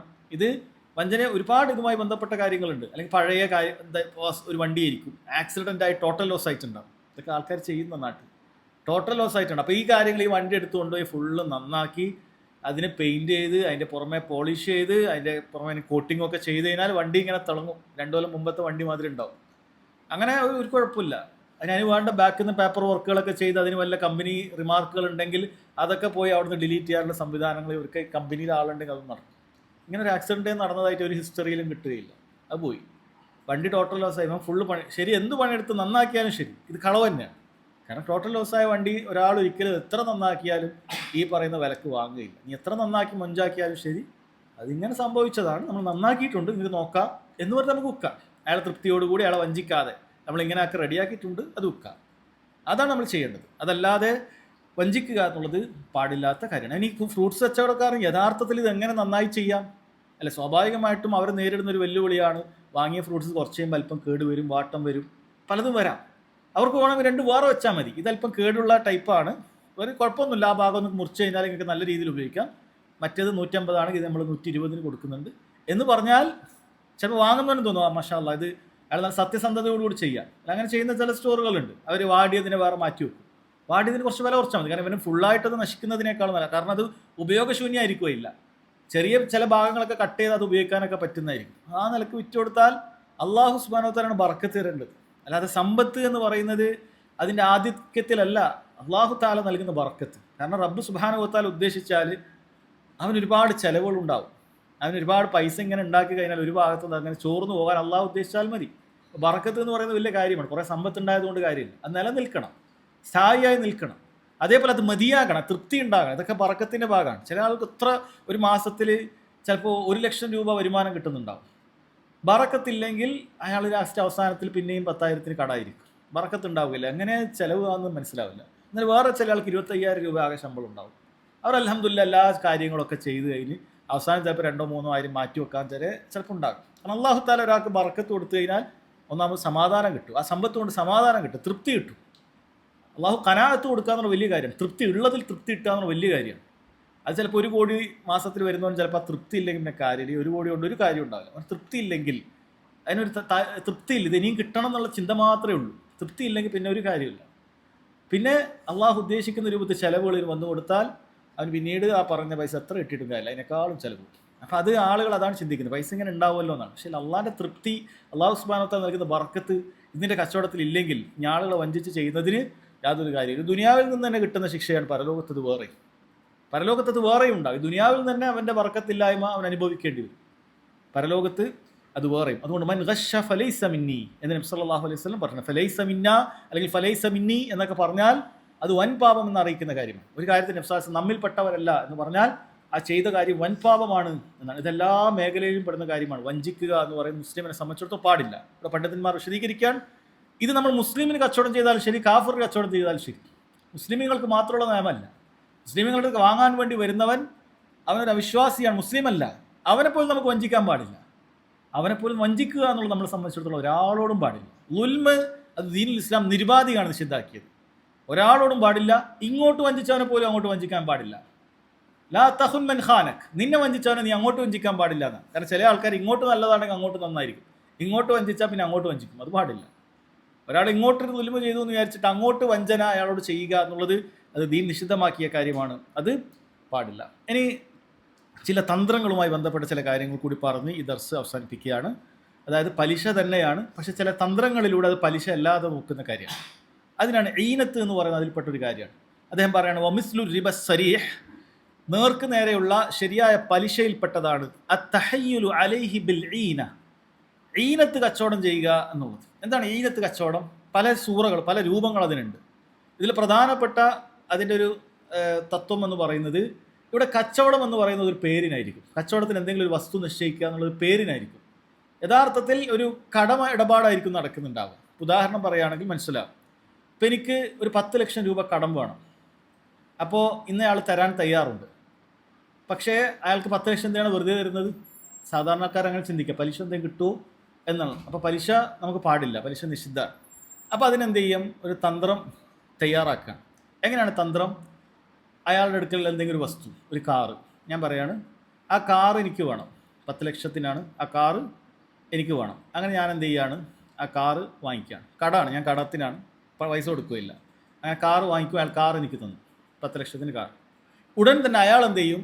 എൻ്റെ അടുക്കൽ നിന്ന് ഈ കാർ എന്ത് ചെയ്യും? 11 ലക്ഷത്തിന്, ഇയാൾ 9 ലക്ഷത്തിന് എന്ത് ചെയ്യും? അയാൾ വാങ്ങിക്കും എൻ്റെ അടുത്ത് നിന്ന്. ഒരു 9 ലക്ഷത്തിന് ഈ കാറ് വാങ്ങിക്കും. അങ്ങനെ അയാൾ എന്ത് ചെയ്യാണ്? എനിക്ക് 9 ലക്ഷം തരികയും ഉടനെ തരികയും കാറ് തിരിച്ചു വാങ്ങുകയും ചെയ്യും. ഇപ്പോൾ ഫലത്തിൽ എന്തായി?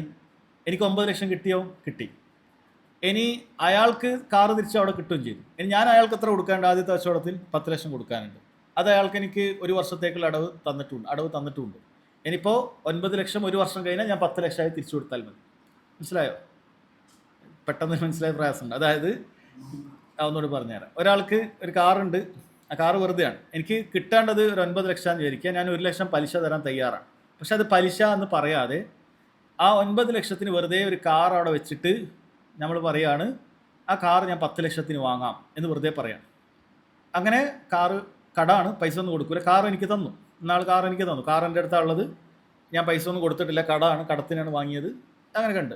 അപ്പോൾ ഉടൻ തന്നെ ആ കാറ് വിറ്റവൻ തന്നെ എന്നോട് പറയുകയാണ് ഞാനിത് 9 ലക്ഷത്തിന് ഇപ്പോൾ റെഡി ക്യാഷിന് എടുക്കാം, എന്നിട്ട് 9 ലക്ഷം റെഡി ക്യാഷ് എനിക്ക് തരും.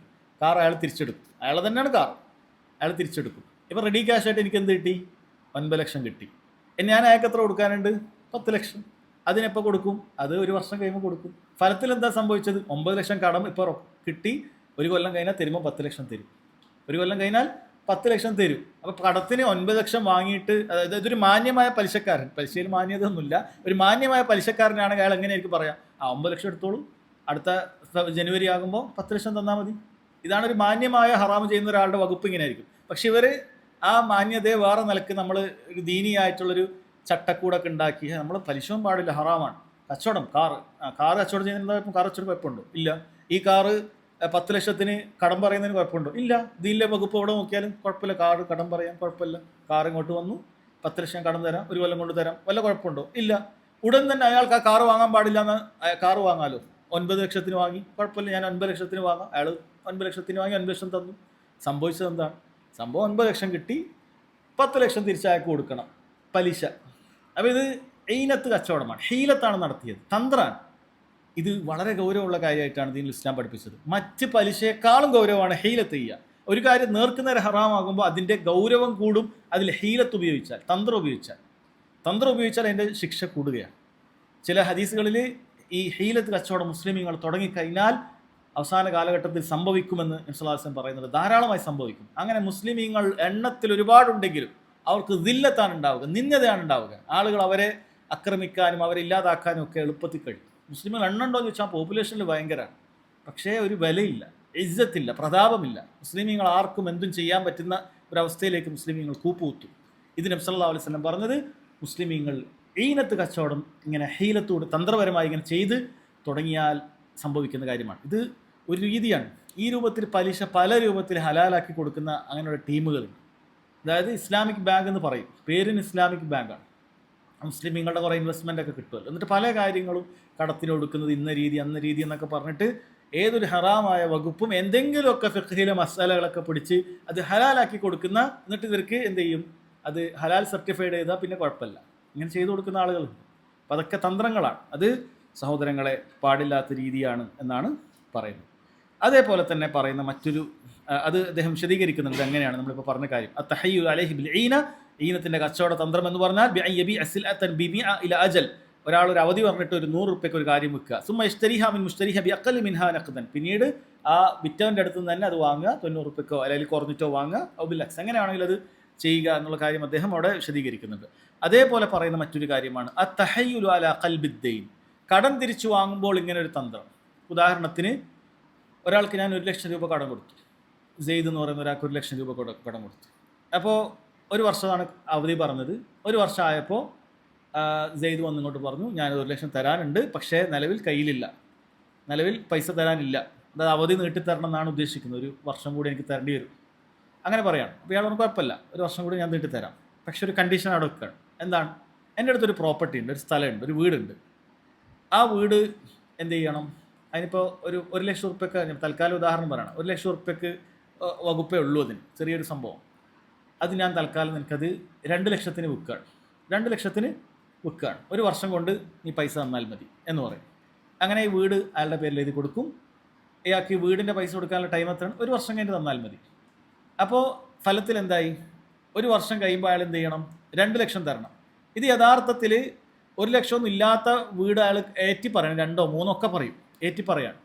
എന്നിട്ട് നടത്തുന്നത് എന്താണ്? വീടിൻ്റെ കച്ചവടം എന്നാണ് വെപ്പ്, വീട് കച്ചവടം നടത്തിയെന്നാണ് വെപ്പ്. പക്ഷേ മറ്റേ കടത്തിന് അവധി വീട്ടി കൊടുത്തതിൻ്റെ പലിശ വാങ്ങിയതാണ് ഈ ഒരു കച്ചവടം വെറുതെ അവിടെ കാണിച്ചിട്ട്. ഒരു വർഷം കഴിഞ്ഞാൽ ഇനി 1 ലക്ഷം തന്നാൽ പോരാ, ഇനി അത് 2 ലക്ഷം തരണം എന്ന വകുപ്പാണ് ഇയാൾക്കുള്ളത്. അതിനെ ഒരു മറയായിട്ട് ഈ ഒരു വീട് ഇയാളെ കൊണ്ട് വാങ്ങിപ്പിക്കുകയാണ്. ഇയാൾക്ക് യഥാർത്ഥത്തിൽ വീടിൻ്റെ ആവശ്യം ചിലപ്പോൾ ഉണ്ടാവില്ല, അല്ലെങ്കിൽ ഉണ്ടെങ്കിൽ തന്നെയും മാർക്കറ്റിൽ ആ റേറ്റിന് വാങ്ങാൻ വേറെ ആരും ഉണ്ടാവില്ല. ഈ കടത്തിന് നീട്ടിക്കിട്ടേണ്ടായ സാധു മാത്രമേ അത് വാങ്ങുള്ളൂ. വേറെ ഏതെങ്കിലും ഒരാളോട് ഈ വീടിനിപ്പോൾ 2 ലക്ഷം എന്നോ 3 ലക്ഷം എന്ന് പറഞ്ഞാൽ വാങ്ങൂല, അത് ഒന്നിനേ ഉള്ളൂ എന്ന് പറയും. പക്ഷെ അത് അങ്ങനെ ചെയ്യൂല. മറിച്ച് ഇയാൾക്ക് കുറച്ച് ഏറ്റിയിട്ട്, അതായത് അതിൻ്റെ പലിശയും കൂടി വീട്ടിൻ്റെ മേലെ ഇട്ടിട്ട് ആ വീട് വിൽക്കുക എന്നുള്ള തരത്തിലേക്കായി. ഇപ്പോൾ ഒരു വർഷം കഴിഞ്ഞ് ഇയാൾ എന്ത് ചെയ്യും? ആ കടം വീട്ടുമ്പോൾ ആ വീട്ടിൻ്റെ പൈസ, അതിൻ്റെ കടം വീട്ടുമ്പോൾ ഇതിൻ്റെ പലിശയും കൂടി അതിലേക്ക് ഉൾപ്പെടുന്ന ഒരു രീതിയാണ് എന്നാണ് പറയുന്നത്. ഇത് ഒക്കെ തന്ത്രത്തിൽപ്പെട്ട കാര്യമാണ്. അതേപോലെയുള്ള മറ്റൊരു രീതിയാണ് അത്തഹയ്യുലു അലൈഹി റിബ ബിഖർൾ, കടം കൊടുത്തിട്ട് അത് പലിശ ആണ്, എന്നിട്ട് കടം കൊടുത്തിട്ട് അതിൽ ചില തന്ത്രം. എങ്ങനെയാണത്? ബി അൻ യുക്രിലഹു യശ്തരിത്തുൽ ഇൻതിഫാ ബിശൈഇൻ മിൻ മാലി ഔ ഇതാഹു അൻ ദാലിക ഇവദൻ. അതായത് നമ്മളൊരു വസ്തു ഒരാൾക്ക് കടം കൊടുക്കുകയാണ്, ഒരാൾക്ക് വസ്തു ഒരു കടം കൊടുക്കുകയാണ്, എന്നിട്ട് ആ വസ്തു തിരിച്ച് നമ്മൾ വാങ്ങിക്കും, സാധാരണഗതിയിൽ അങ്ങനെയാണ്. പക്ഷേ അതിനൊരു ചാർജ് നമ്മൾ ഈടാക്കുക എന്നുള്ളതാണ് ഇവിടെ വരുന്നത്. ഉദാഹരണം പറയുകയാണെങ്കിൽ നമ്മൾ ഒരാൾക്കൊരു കാറ് കൊടുക്കുകയാണ്. ഇപ്പോൾ ഒരാൾക്ക് കാർ ഉപയോഗത്തിന് കൊടുക്കുകയാണ്, അതിന് 10 ലക്ഷം തന്നാൽ മതി, ഒരു വർഷം നിനക്ക് ഈ കാർ ഉപയോഗിക്കാം എന്നാണ്. എന്നിട്ട് ഒരു വർഷം കഴിഞ്ഞാൽ 10 ലക്ഷം അയാൾ തിരിച്ചു തരും. ഒന്നും അയാൾക്ക് എന്ത് ചെയ്യേണ്ടതില്ല, ഒന്നും അയാൾ കൊടുക്കേണ്ടതില്ല, 10 ലക്ഷത്തിന് തിരിച്ചു തരും. അപ്പോൾ പകരം എന്താണ് ഇയാൾക്ക് കിട്ടിയത്? ഇയാൾക്ക് കിട്ടിയ എന്താണ്? ഇയാൾക്ക് ഒരു വർഷം ഈ കാർ ഉപയോഗിക്കാൻ പറ്റി എന്നുള്ളതാണ്. ഇൻഷാ അല്ലാഹ് ബാക്കി നമ്മൾ പറഞ്ഞു വന്നത്, കടം കൊടുത്തതിന് പകരമായിട്ട് നമ്മളൊരു ഉപകാരം വാങ്ങിക്കുക. പൈസയിൽ നിന്ന് അധികം വാങ്ങിക്കണം എന്നില്ല, പൈസൻ്റെ വകുപ്പിലൊന്നും അധികം വാങ്ങിക്കുകയില്ല, പക്ഷെ മറ്റൊരു ഉപകാരം. ഇപ്പോൾ നമ്മുടെ നാട്ടിൽ പൊതുവെ ലീസ് എന്ന് പറഞ്ഞ് നടക്കുന്നത് ആ ഒരു വകുപ്പിൽപ്പെടുന്ന കാര്യമാണ്. അപ്പോൾ ആളുകൾ എന്ത് ചെയ്യും? വീട്, നല്ലൊരു വീടാണ്, അപ്പോൾ അത് 1 കോടി രൂപ അല്ലെങ്കിൽ 50 ലക്ഷം രൂപ എന്ത് ചെയ്യും? അത് നമ്മൾ കൊടുത്താൽ മതി, ആ വീട് നമുക്ക് കിട്ടും. നമ്മൾ വാങ്ങിക്കുന്നതല്ല, നമുക്കൊരു പ്രത്യേക കാലഘട്ടത്തിലേക്കാണ്, 2 കൊല്ലോ 3 കൊല്ലോ അല്ലെങ്കിൽ അങ്ങനെ സമയം പറയും. എപ്പോഴാണ് നമ്മൾ വീടിൻ്റെ ഉപയോഗം കഴിഞ്ഞ് തിരിച്ചു കൊടുക്കുന്നത്, അപ്പോൾ നമുക്ക് എന്ത് കിട്ടും? നമ്മളെ 50 ലക്ഷം തിരിച്ചു കിട്ടുകയാണ്. ഇപ്പോൾ ഇവിടെ എന്താണ് ഇയാൾക്കുള്ള ആ 50 ലക്ഷം വാങ്ങിച്ചിട്ട് ആ വീട് കൊടുത്ത ആൾക്കുള്ള ഉപയോഗം എന്താണ്? ഇയാൾക്ക് ഈ 50 ലക്ഷം ബാങ്കിൽ പോയി വാങ്ങിയാൽ അയാൾക്ക് അതിന് നല്ല പലിശ കൊടുക്കേണ്ടി വരും. 50 ലക്ഷത്തിന് അതിൻ്റെതായ പലിശ കൊടുക്കേണ്ടി വരും. ഇങ്ങോട്ട് തരുന്നത് കുറവാണെങ്കിൽ കൊടുക്കാൻ കുറേ വാങ്ങിക്കും ബാങ്ക്. അപ്പോൾ അതിനെന്ത് ചെയ്യും? അയാൾക്ക് കൊടുക്കേണ്ടി വരും. അപ്പോൾ അയാൾക്ക് ഏറ്റവും നല്ല വകുപ്പ് ഒരു വീടുണ്ടാക്കി വെച്ചാൽ മതി. ഒരു വീടുണ്ടാക്കി വെച്ചിട്ട് 50 ലക്ഷം തരി, അയാൾ ബിസിനസ്സിലേക്ക് ഇറക്കും, ബിസിനസ്സൊക്കെ നടക്കും, അയാൾ എപ്പോഴാണോ തിരിച്ചു വരുന്നത് അപ്പോൾ അടുത്ത ആൾ വരുമല്ലോ, അപ്പോൾ അയാളുടെ 50 ലക്ഷം വാങ്ങി ഇതിങ്ങനെ റോൾ ചെയ്യാം. അപ്പോൾ ഈ വീട് ഉപയോഗത്തിന് കൊടുക്കുന്നതിന് പകരമായിട്ട് ഇയാൾക്ക് എന്ത് കിട്ടുകയാണ്? 50 ലക്ഷം കടം കിട്ടുകയാണ്. ഈ വീട് ഉപയോഗത്തിന് കൊടുക്കുന്നതിന് പകരമായിട്ട് 50 ലക്ഷം കടം കിട്ടുകയാണ്. അല്ലാതെ റെൻറ്റിന് കൊടുത്തതല്ല. ഇനി ചില ആൾക്കാർ റെൻറ്റിന് കൊടുത്തതാണെന്ന് വകുപ്പാക്കാൻ വേണ്ടി ചെറിയൊരു വാടക, ആ നാട്ടിൽ ഇല്ലാത്തൊരു വാടക, ചെറിയൊരു വാടക പേര്, നാട്ടിൽ ചിലപ്പോൾ 15,000-ത്തിനാണ് വാടക, വെറുതെ 2,000 റുപ്യൻ്റെ ഒരു വാടക, അത് നേരത്തെ പറഞ്ഞൊരു തന്ത്രമാണ്. 2,000 റുപ്യക്ക് ഒരു വാടക. സംഭവം ഇയാൾക്ക് 50 ലക്ഷം കിട്ടുക എന്നുള്ളതാണ് കാര്യം. അതിന് പകരമായിട്ട് എന്ത് ചെയ്യാണ്? കൂട്ടിക്കൊടുക്കുന്നതിന് പകരം വീട് വാടക കൊടുക്കണം. അപ്പം അത് ചെയ്യാൻ പാടില്ല എന്നുള്ളതാണ് പറയുന്നത്. അത് ചെയ്യാൻ പാടില്ല. അതേപോലെ തന്നെയാണ് അതിന് പകരം പൈസ അല്ലാതെ, പൈസ അധികം കൊടുക്കുമ്പോഴാണല്ലോ പ്രശ്നം, വേറെ എന്തെങ്കിലും കൊടുക്കുക. പൈസ 50 ലക്ഷത്തിന് 50 ലക്ഷം തന്നെയാണ് തിരിച്ചു കൊടുക്കുന്നത്, പകരം വേറെ എന്തെങ്കിലുമൊക്കെ കൊടുക്കുക. അതും പാടില്ല. അതായത് നേരെ പൈസ പൈസ കറക്റ്റാണ്, അപ്പോൾ പിന്നെ പലിശൻ്റെ പ്രശ്നമില്ലല്ലോ എന്നാണ്. അപ്പോൾ വേറെ എന്തെങ്കിലും വസ്തു കൊടുക്കുക, വേറെ എന്തെങ്കിലും അവിടെ അതിൻ്റെ കൂടെ ഇന്നൊരു സാധനം കൂടി കൊടുക്കുക. അപ്പോൾ ഒന്നുകിൽ അങ്ങനെ ഒരു ഉപയോഗം കൊടുക്കുക പാടില്ല. പണ്ഡിതന്മാർ അങ്ങനെ ചില ഉദാഹരണങ്ങൾ പറയണം. ഒരാൾ പറയുകയാണ്, ഞാൻ എനിക്ക് 10 ലക്ഷം റുപ്യ എനിക്ക് വേണം, നാട്ടിലെത്തി ഞാൻ തരാം. പക്ഷെ ഒരൊറ്റ വകുപ്പ്, ചെറിയൊരു ഉദാഹരണം പറയുകയാണ്, ഒരൊറ്റ വകുപ്പ്, എനിക്ക് നീ പോകുന്ന സമയത്ത് എൻ്റെ ഒരു 30 കിലോ ലഗേജ് നീ എടുക്കണം, അല്ലെങ്കിൽ ഒരു 100 കിലോ ലഗേജ് എടുക്കണം. അയാളെ കൊണ്ടൊരു ഉപകാരം വാങ്ങിക്കാണോ? ആണ്. 10 ലക്ഷം കൊടുത്തിട്ട് യഥാർത്ഥത്തിൽ കടം കൊടുത്താൽ പിന്നീട് അധികമായി ഈടാക്കുന്നത് മാത്രമല്ല, ഒരു ഉപകാരം അയാളെ കൊണ്ട് നമ്മൾ വാങ്ങിപ്പിക്കാൻ പാടില്ല. അയാളെ കൊണ്ട് ഒരു ഉപകാരവും പാടില്ല. കാരണം അതേ കൊടുക്കണം, ഫക്കുല്ലു ഖർലിൻ ജർറ നഫ്അൻ ഫഹുവ റിബ. ഏതൊരു കടവും അതിലൂടെ ഒരു ഉപകാരം വരുന്നുണ്ട് എങ്കിൽ അത് പലിശ തന്നെയാണ്. അല്ല അധികമായി ഈടാക്കുന്നത് മാത്രമല്ല പലിശ. ഞാൻ ഒരാൾക്ക് 10 ലക്ഷം വേണം, ഞാൻ തരാം, 10 ലക്ഷം തരാം, തിരിച്ച് 10 ലക്ഷം തരാം. കടയാണല്ലോ, കടമാണല്ലോ. ഒരു കാര്യം ചെയ്യും, വീട്ടിൽ വന്നിട്ട് ഒരു 10 ദിവസം എന്ത് ചെയ്യണം, നിങ്ങൾക്ക് എന്തെങ്കിലും പണിയെടുത്ത് തരണം. വീട്ടിലെ വളപ്പിലെ പണിയോ അല്ലെങ്കിൽ അങ്ങനെയുള്ള എന്തെങ്കിലുമൊക്കെ പണിയോ അതെടുത്ത് തരണം. ഇതാണ് പറയുന്നത്. അല്ലെങ്കിൽ ഒരാഴ്ച എൻ്റെ ഡ്രൈവറായിട്ട് ജോലി ചെയ്യണം, ശമ്പളമൊന്നും ഉണ്ടാവില്ല. അപ്പോൾ അതിന് പകരമാണ് യഥാർത്ഥ 10 ലക്ഷം കൊടുത്തത്. അപ്പോൾ ഒരാഴ്ചത്തെ ഡെയിലി ഒരു 1000 രൂപയാണെങ്കിൽ 7000 10,000 പലിശ കിട്ടുന്നതിന് തുല്യമാണത്. പലിശ കിട്ടുന്നതിന് തുല്യമാണത്. അതായത് കടം കൊടുത്താൽ പിന്നീട് അധികം ഈടാക്കാന്ന് മാത്രമല്ല, ഒരു ഉപകാരം അയാളിൽ നിന്ന് വാങ്ങാൻ പാടില്ല. എന്നാൽ ഇവിടെ ഒരു മസാലയുണ്ട്. ഒരാൾ കടം കൊടുത്തു, ആ കടം വേറെ തിരിച്ചു കൊടുക്കുന്ന സമയത്ത് ഇയാൾക്ക് എനിക്കൊരു ആവശ്യത്തിന് കടം തന്ന ഒരാളല്ല, ഞാൻ എന്ത് ചെയ്യുക, കുറച്ച് അധികം കൊടുക്കുകയെ അല്ലെങ്കിൽ വേറെ എന്തെങ്കിലും ഒരു സമ്മാനം എൻ്റെ കൂടെ കൊടുക്കുകയെ അങ്ങനെ ചെയ്താൽ അത് തെറ്റില്ല എന്നാണ്. ഇത് ആദ്യമേ നിബന്ധനയാക്കിയിട്ടില്ല. അയാളോട് അങ്ങനെ തരുമെന്ന് ഞാൻ പറഞ്ഞിട്ടോ ഇല്ല, അല്ലെങ്കിൽ അയാളുമായിട്ട് അങ്ങനെ ഒരു നിബന്ധന ഒന്നും ആക്കിയിട്ടില്ല. അത് വേറെ കഴിഞ്ഞതാണ്. ഇതെന്താണ്, ഞാൻ തിരിച്ചു കൊടുക്കുമ്പോൾ എനിക്ക് ആ നല്ല ആവശ്യ സമയത്ത് എനിക്ക് പൈസ തന്ന ഒരാളാണ്. അപ്പോൾ ഞാൻ ആ പൈസ കൊടുക്കുന്ന സമയത്ത് ചിലപ്പോൾ അയാൾ പൈസ അധികം കൊടുത്താൽ വാങ്ങില്ല, ഞാൻ വേറെ എന്തെങ്കിലുമൊക്കെ അയാൾക്കൊരു ഗിഫ്റ്റ് വാങ്ങുക, അത് കുഴപ്പമില്ല എന്നാണ് പറയുന്നത്. ഇതങ്ങനെ നമ്മൾ ആദ്യം പ്രതീക്ഷിച്ച് നിൽക്കുന്ന ആളുമല്ല, നമ്മൾ ആദ്യം തരാമെന്ന് പറഞ്ഞിട്ടുമില്ല. അയാൾ കടം തന്നു, തിരിച്ച് കടം കൊടുക്കുക, ആ ബാക്കി തിരിച്ചടക്കുക എന്നുള്ളതല്ലാതെ അയാൾ പ്രതീക്ഷിച്ചിട്ടില്ല. നമ്മൾ സമ്മാനം പോലെ കൊടുക്കുകയാണെങ്കിൽ അത് കുഴപ്പമില്ല എന്ന് പറയും. എന്നാൽ അതല്ലാത്ത ഒരു ഉപകാരം വാങ്ങാൻ പാടില്ല എന്നാണ്. അതേപോലെ പറഞ്ഞൊരു അവസാനത്തെ ഒരു കാര്യം കൂടി പറഞ്ഞ് അവസാനിപ്പിക്കുകയാണ്. ഒമിന തഹയ്യുലി, അതേപോലെ തന്ത്രത്തിൽപ്പെട്ട മറ്റൊരു കാര്യമാണ് ബൈഉ ഹുലിയിൻ ഫിദ്ദത്തിൻ മഅഹു ഗൈറുഹു ബിഫിദ്ദ ഔ മുദ്ദു അജ്വത്തിൻ വദിർഹം ബിദിർഹം. അതായത് നമ്മൾ നേരത്തെ ചില വസ്തുക്കൾ പലിശ ഇടപാട് നടക്കുന്ന ചില വസ്തുക്കളെ കുറിച്ച് പറഞ്ഞിട്ടുണ്ട്, വെള്ളിയും സ്വർണ്ണമൊക്കെ പറഞ്ഞിട്ടുണ്ട്. അപ്പോൾ അയാളൊരു എന്ത് ചെയ്യാണ്, ഒരു വെള്ളി ആഭരണം വേറൊരു വെള്ളി ആഭരണമായിട്ട് വാങ്ങാൻ. അപ്പോൾ വെള്ളിയും തൂക്കം നോക്കുമ്പോൾ കറക്റ്റായിരിക്കും, പക്ഷേ അതിന് പകരം വേറെ എന്തെങ്കിലുമൊക്കെ ഒരു വസ്തുവും കൂടി അതിൻ്റെ കൂടെ കൊടുക്കുക. അപ്പോൾ 10 ഗ്രാം വെള്ളി ഞാൻ കൊടുത്തിട്ട് 10 ഗ്രാം വെള്ളി മാത്രമേ ഇങ്ങോട്ട് വാങ്ങാൻ പറ്റുള്ളൂ. അപ്പോൾ ഈ 10 ഗ്രാം വെള്ളി കൊടുത്തു കഴിഞ്ഞാൽ നല്ല 10 ഗ്രാം വെള്ളി എനിക്ക് കിട്ടൂല. അപ്പോൾ ഞാൻ 10 ഗ്രാം വെള്ളിൻ്റെ കൂടെ വേറെ എന്തെങ്കിലും ഒരു വസ്തുവും കൂടി കൂട്ടിയിട്ട് കൊടുക്കും. അപ്പോൾ വെള്ളിയും കണക്കാണോ? അത് കണക്കാണ്. 10 പഴയ ഗ്രാം കൊടുത്തിട്ട് പുതിയ, പക്ഷെ ഞാൻ വേറെ കുറച്ച് വസ്തുക്കളും കൂടി കൂട്ടിയിട്ടാണ് കൊടുക്കുന്നത്. അത് പാടില്ലാത്ത കാര്യമാണ് എന്നാണ് പറയുന്നത്. ഔ മുദ്ദു അജ്വത്തിൻ വദിർഹം ബിദിർഹം, അല്ലെങ്കിൽ ദിർഹവും തമ്മിൽ ഇടപാടാണ്.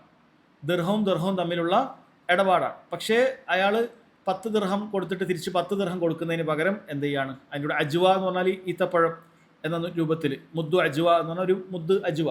ഇത് പണ്ഡിതന്മാർ ഈ മസല മൊത്തത്തിൽ മുദ്ദു അജ്വയുടെ മസല എന്ന് പറയാറുണ്ട്.